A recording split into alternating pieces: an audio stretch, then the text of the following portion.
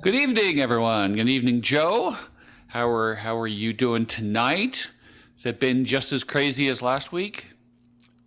What was last week? Oh, it's busier this week. It is. Yeah, and Sam's annoyed by it too because he had a practice Monday, a game Tuesday, practice Wednesday, and practice tonight. So it's just go go go, and That's he's not going to change. no, it's a good transition, but yeah, he's pooped out, and that's okay. I mean, it's good to be tired. Boys particularly need to be tired, I think. I think a lot of us get in trouble when we have free time.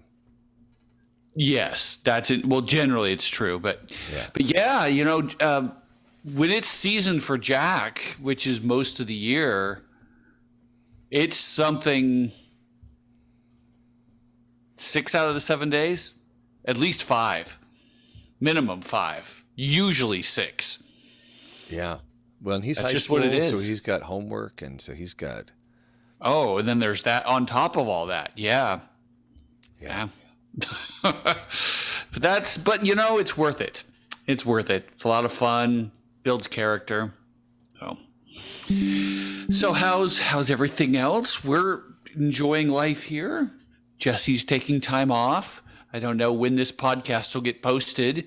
Probably not till after the first, but that's okay. Well, it's live now, so That's true. So they can watch it on Facebook, but I don't know who watches it on the podcast. Jesse would know. She knows all things. yeah. No, we're pretty blessed in that regard. I have to say, there is something wonderful about being willfully ignorant. And I mean, there's some wisdom that can occur with willful ignorance, as in, you know what? It's probably just as well that I don't know, especially, when you're busy. if you, Yeah. if you show any indication of understanding, Yeah. one of my favorite quotes is, in the valley of the blind, a one-eyed man is king.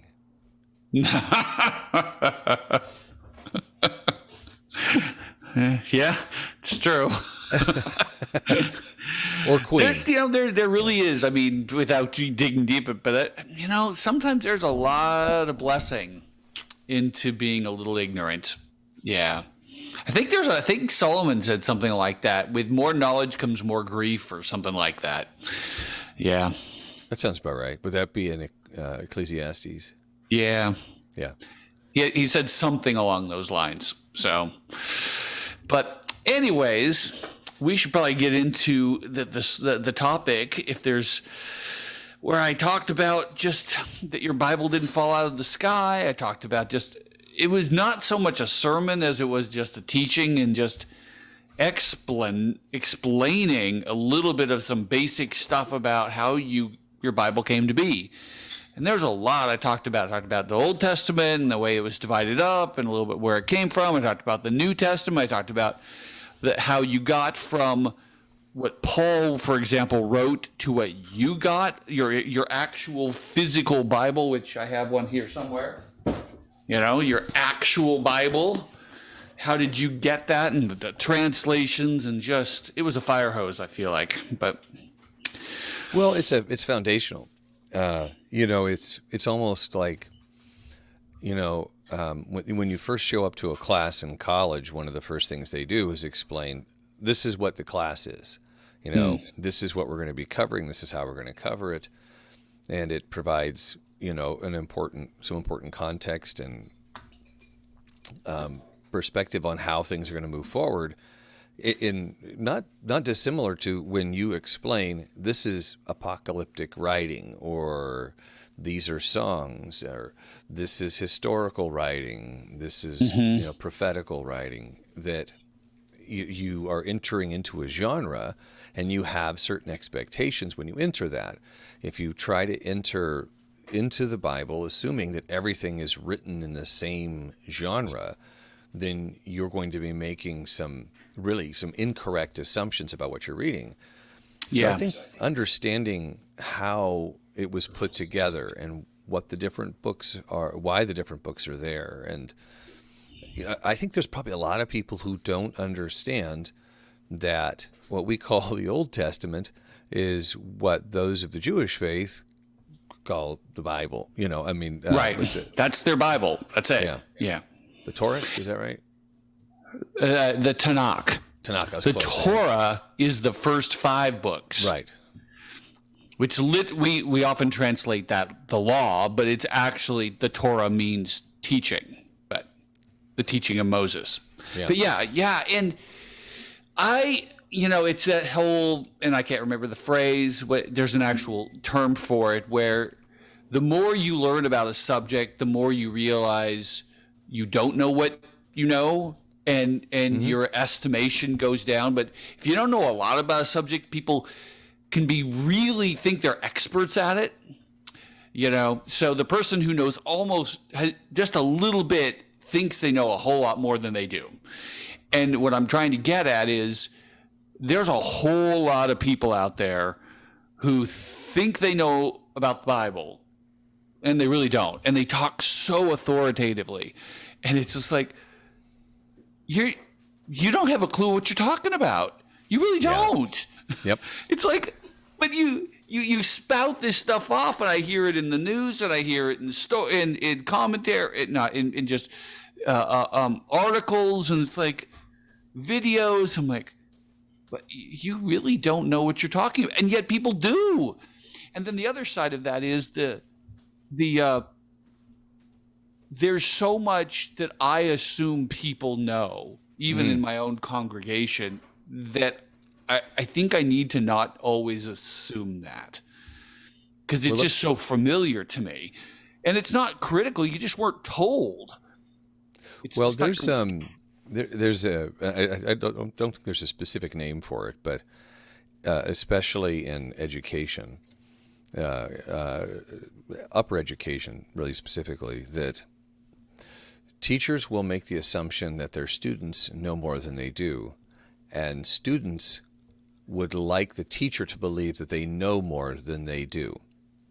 And so there's a big gap in there where each side is making one is trying to appear better, and the other is assuming better, and there's a gap that's left there. I don't want to appear uneducated, and therefore I'm going to, when somebody starts talking about something I don't know, rather than feel foolish or ignorant or whatever, you go, oh yeah, right, okay. Yeah. Right. And then you want to think, I don't want to talk down, I don't want to condescend, so I'll assume that you understand that. And that it's interesting. Once I became aware of that, I'm like, oh, you know what? I'm just going to preface some things with people, say, hey, I don't want to condescend to you, but I'm going to cover some stuff that may seem simple. I just want to make sure that we have an opportunity to chat about it. And that's, I think, a lot of what this Sunday is you may already know this, and we're going to go over this just in case, there's a gap here that, you weren't aware of something. Right.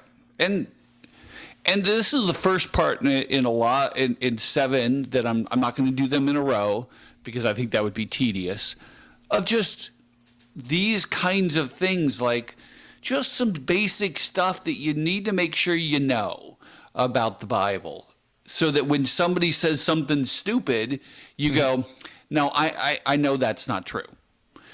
But, and I don't think we have anybody asking questions, but I really wish they would. This is one that it'd be a good one for people to ask questions about. What did they know? What didn't they know? I'm looking down on my nope, no comments yet. Well, there might be an opportunity to invite people to submit questions anonymously. Oh, that's to a good say, idea. Here's something I've always wondered. One of my favorite sermon series of the past 10 years that wasn't yours was a series called Q&A, where the Highlands Church in Alabama is a pretty big church. And they do a Q&A series every couple of years. Members of the congregation submit questions. They gather them up and kind of group them and just kind of walk through, here's answers. Either the Bible is authoritative on this, it strongly suggests, it kind of hints at it, or it doesn't address it. And it's interesting. And it is. I think there are assumptions that we make, I mean, not just, regarding our faith, but just in life, that occasionally somebody comes along and goes, oh, no, that's not true. Yeah. And you go, wait, what? And, right. Well, it takes some humility to go, oh, I thought that was true. I'll tell you, with like lacrosse, I'm coaching kids, and every once in a while somebody will go, can you do that? And I'll go, rather than say I don't know, I might go, no, you can't do that. And I'll say it with even more authority so as to avoid questioning. And then I go home and I look it up and go, nope, that was wrong. I got called out by a kid on Monday. Like, you said we couldn't do that like 2 months ago. And I went, I did? And they're like, yeah. I went, okay, I'm wrong. Sorry about that, guys. We were playing dodgeball. Well, that's good too.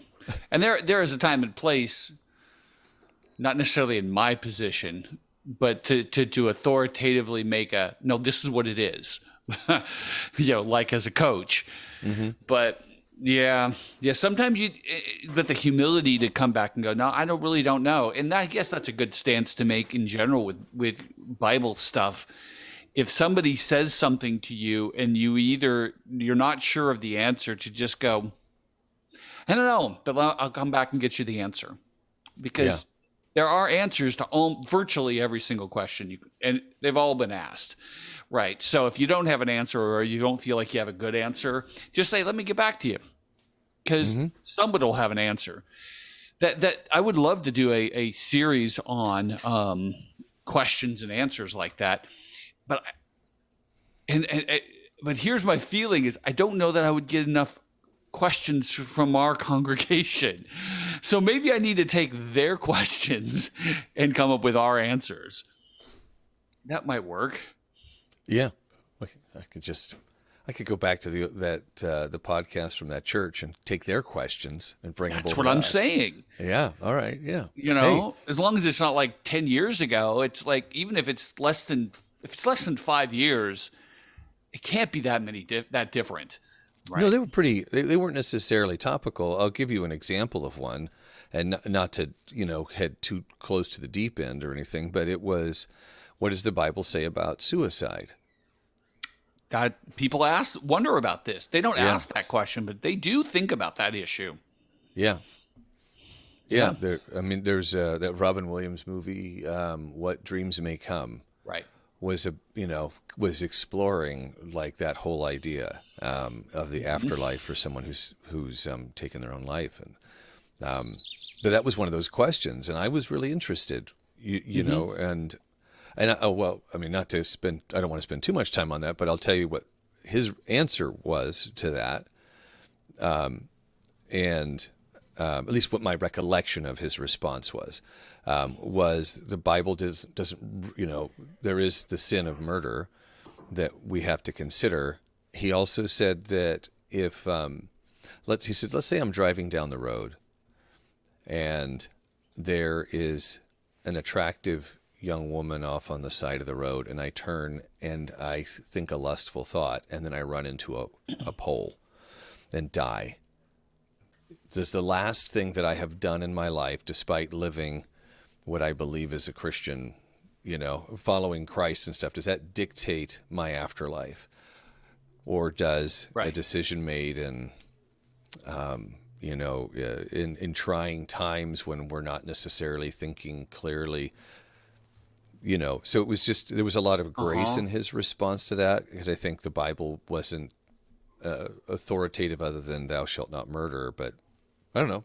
Not to take us off on the side trail, but yeah, it doesn't deal with it directly. It deals with it indirectly in those two pieces that you said. One, yes, it's murder, okay, which is why like the Catholics would say that if you've committed suicide, you're damned because you can't ask for forgiveness for it. Right. But we as Protestants would say, but wait a minute, and this is where your issue with your illustration with the lustful thought is that the issue is are you trying to live for Jesus? And when you have a chance and an opportunity to repent of sins, do you do so? Is that the issue? You don't need to confess every last sin before you die, otherwise you're damned. No one would make it. And the lustful is an example. It doesn't make sense to say that you have to ask for forgiveness for every single sin. Besides, how many sins do we do that we don't know? Yeah, that we're not aware of, that we Right. need to repent, I don't have Thousands. a cataloging of them, because if I kept Right. one, Right. then that'd be really wrong, right? So that the position that you have to confess that sin, otherwise you're not going to be forgiven of it. No, you just can't have that position. It doesn't make any sense. It goes against the mercy and grace of God. It doesn't fit with justification. Right. Is it still a good thing is it okay to commit suicide? Well, no. But yeah, so anyways, this is an interesting conversation that we could have. What does it say about politics? What does it say about abortion or homosexuality or Muslim faith? I mean, good night.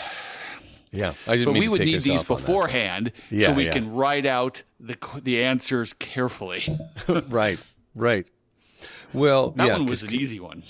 conjecture can get you into trouble, and that's why we say things like, I don't have an immediate answer for that, and rather than say something that I might regret, let me take that away. Yeah. And do some thoughtful consideration of that. So coming back to the idea of like, what's your Bible? What's that based on? Where does that come from?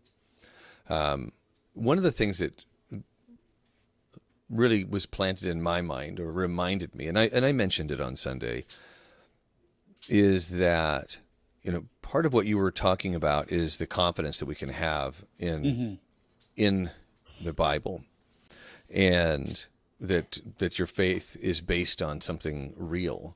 And there's the irony that science sometimes is based on conjecture, and yet there's so much proof for our faith that's often dismissed by people who aren't of the faith. That God presents himself in so many remarkable ways in our lives that we may be aware of in that moment, and then 10 years later you have forgotten that. Your faith is wavering, or you're feeling uncertainty, and then if you just go back to that point, you go, oh, of course, because Right. that when we moved here from Seattle back in 2003, Vanessa didn't have a job. We just came down hoping that she'd be able to get a job. Otherwise, it wasn't going to work out, right? And literally, like the day before we moved, she was offered a job, Huh. and it was just okay, And it just and there's so many times like that where he's provided for our family, and when it feels like, where is he in this? That you can reflect and go, aha. Of course, there's We other forget. times when you don't see it in the moment. You see it 5 years later, and you go, of course, God was moving in that. Right. And your faith is affirmed through that. And I think that was kind of my pastoral application of a lot of this. And because it reminded me personally of it, is just the perspective that our faith, first of all, is founded on what the apostles said and affirmed about the Old Testament, about what Jesus agreed with. It's founded on that, but it's also founded on really, I don't know the number, but at least thousands, if not hundreds of thousands of people for thousands of years who have witnessed and strove with a lot of work and effort to secure for you what God has said. Whether we're talking about the copyists just, around the world today that are making sure you get an accurate translation, to all those monks in the Middle Ages who wrote those things down, to the people who preserved the copies, all of the scribes in the Old Testament who copied the words of Moses over and over. This huge number of witnesses, of people who were doing these, what seemed like at the time as menial and probably not that important of a job. Maybe they thought it was important, but I don't think they realized the echoes, the huge impact of that down through the years. And that's who, we stand with them. Our faith isn't out of nowhere. So that just is encouraging to me. So you reminded me of something else, which is that much of the Bible was written out of oral tradition. Some of those stories, follow me here. Yes. But, before things were commonly written down, that the society, the culture was based on an oral tradition that was tested. Like, it's hard for us to engage with that because we're like, well, we know how the telephone game, right? How unreliable it is but that's not the case. We weren't built on an oral tradition. We're built on a visual and written tradition and those are based, memory based, and can be unreliable. But though in those cultures, they tested that oral tradition. Tell me that story. And if you they got had to it get wrong, it exactly right. Right. There would be 5 men standing over. around. Right. And even if you look, within Jewish communities, I don't know as much today, but I know that young men are required to memorize the Torah. Mm-hmm. And that's literally memorize. And if you've ever read Leviticus, can you imagine having to memorize that? And they're tested, and it has to be accurate. And we lose we don't have a real perspective on that. And so and people will be dismissive that how could it possibly be accurate if it's just passed down. Right, and they point to the telephone game, but there's a lot of flaws in that viewpoint. Yeah. One, you're whispering it from one person to the other, so there's a problem with that. Yeah. How about they go into a room and they make the next person who's going to repeat it, tell them back to them 100 times before they go to the next person. Yeah. Now let's play the game again. All right. And you're going to find it's exactly correct. Right. Because they're working hard about doing that. Now having said that, and yes, there was a lot of oral tradition involved, but there's also a lot of writing. Some of it was oral. Like a lot of the stuff that Moses wrote down there was probably either very little of it was written or but certainly a lot of it was oral. The stuff with Jesus, that he didn't write it down, and his apostles took a decade to write it down, maybe, or two. But again, that's an oral tradition, and that's still a relatively close period of time. And my dogs are going to bark, right? Yeah. So yes, they're right. There is some oral, and we do not understand that. We have bad memories. Heck, I can barely remember people's phone numbers, but that's not their case. Who bothers with that anymore? Yeah. That's not the case with them, and that's your point. They have much better memories.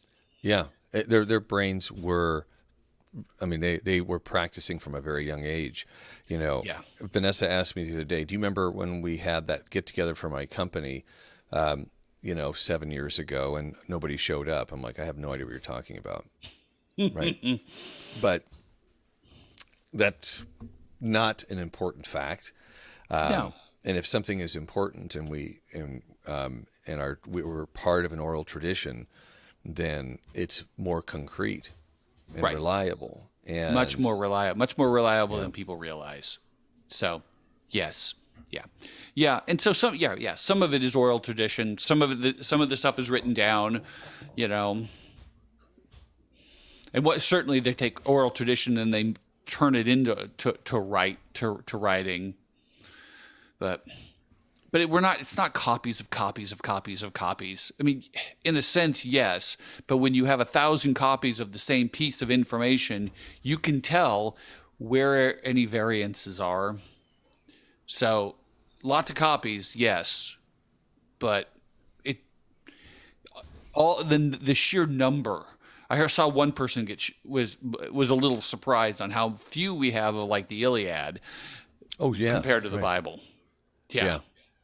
And nobody debates the issue with the Iliad, but it's different. It's just completely different world. Yeah. So. Yeah. I remember I bought an apologetics study Bible, 15 years ago or something like that. And when I did my Bible in 1 year, that's what I read from. And I read all of the apologetics that went along with it. And, it's just interesting how many of, when you have like an apologetic study Bible, the one I have is a Holman Christian. It will say, see this passage here? This is how it's often taken out of context. And here's how this, like maybe Jehovah's Witnesses interpret it this way. Oh, interesting. However, that's not factual. I had a good friend who's Jehovah's Witness and said you don't do blood transfusions because you're not supposed to consume blood, and that they interpret it that way, and that has nothing to do with what we're talking about. Yeah, right. It's really, I think it's really useful to understand, and to put some time into understanding why or how things can be misinterpreted. Because sometimes saying, okay, like the Creedence Clearwater Revival song, there's a bathroom on the right, as opposed to there's a bad moon. Do you know that one? There's a bathroom on the right. There's a bad moon. What's the original? I always thought it was a bad moon rising. Is that what it is?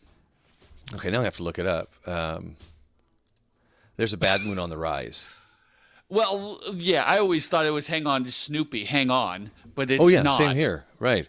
It's not Snoopy. And that just becomes part of it. There's a Who song, Nobody Knows What It's Like to Be the Bad Man, to be the sad man behind blue eyes, right?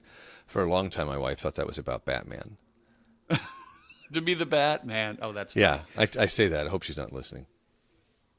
Because I still give her grief about that from time to time. One of the things I talked about briefly was, because I'm watching our time, is the order of the Old Testament for the Jews in the way Jesus read it. And I would love to see the modern Christian community revert back to that. There's a lot, and I don't even know if I hinted at it very much, but there's a lot of, they were not put together randomly. They were put together for theological messaging reasons. Is the reason why.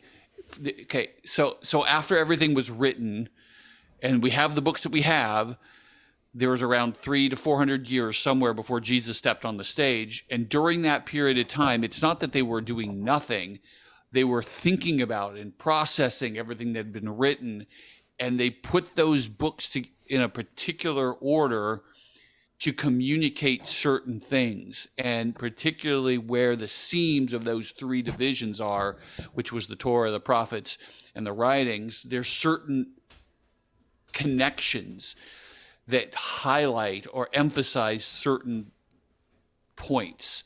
Yeah. That. Now Go ahead. I've read the Bible in 4 different orders. So I've read it, in kind of the traditional Christian order from back to front. Yeah. I've read it in chronological order when it was written, and then chronological order in when it occurred, and then for the Old Testament in the tradition, the Jewish traditional order. And it's really quite interesting when you take it in chronological order from when things occurred, because it starts with Job. I mean, you have Genesis, like the first, the creation, and then it goes to Job, and then when you get into like First and Second Chronicles and First and Second Kings and the prophets, then you start jumping around between those books, because you'll go, okay, today I'm going to read these 2 chapters in Kings and these 2 chapters in Chronicles and this chapter from Isaiah and this chapter from Jeremiah, and you're like, oh, this is when you kind of get that line drawn through. These things were happening at the same time, And that's helpful. I would agree. That yeah. would be really helpful, just to give you a sense of the order, the history of the issue, because it is historical. Yep. Right. All right, we're at time, but this is fun. Yeah. So next week is good. We're gonna get into Ruth. We're gonna do the first thing of Ruth, and then when I come back, we're gonna do a second part on the Bible, and then continue on in Ruth. So Awesome. Now, Book of Ruth is like a joy in so really many ways. is. It's very life affirming and encouraging. So I'm grateful. It's a nice way to spend a few weeks. yeah. Well, I hope if you guys have any questions, let us know. If there's some way we can pray for you, let us know as well. Otherwise, we'll see you guys on Sunday. Hope you have a good week. Have a great week, folks. Talk Bye. to you on Sunday. Bye. Sunday.